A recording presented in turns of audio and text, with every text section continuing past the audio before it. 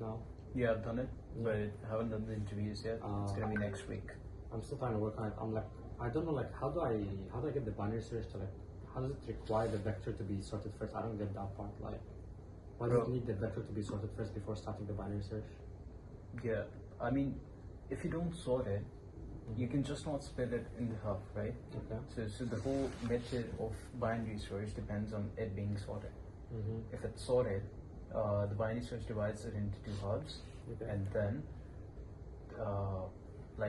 the logic I've made in it is that it compares it with the midpoint.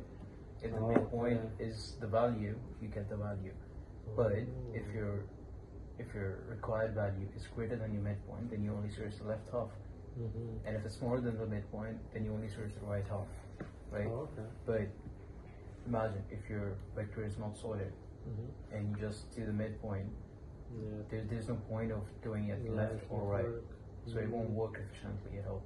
That's why it's like required to be sorted. Okay, makes sense. Yeah. So for that, what I've done is I've done a separate method which is called sort, and I call it before I start doing the binary search. Okay, that sounds smart. Wow. I'm also confused on like another part. Like, what's the difference between remove and remove at? Because to me, they kind of look the same. Yeah, it does, but again, we have to be very careful about it. So remove at is something that basically works in either case. Mm-hmm. So you have to focus on that first. I'll tell you why. So remove at basically uses the index of the value, and then it removes it. But remove simply removes it by the value, not the index, right? Oh, So what remove basically what the implementation I've done is that remove first finds the index by calling index off.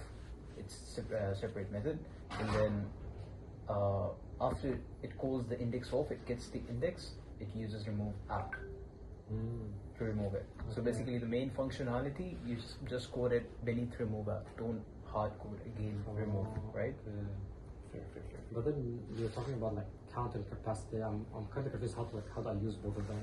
Yeah, count. So basically, count is basically your actual number of stored elements, and capacity is the maximum number of elements that you can store. Get the difference? Okay. Like for example, the capacity might be 20, but the count is like 7. Oh, so we'll only have like 7 items in the. Yes. Okay. So count basically tells how many elements you have, and capacity tells that how many elements you can possibly have. Oh, okay. I get it now. That makes so much more sense. Yeah, thanks.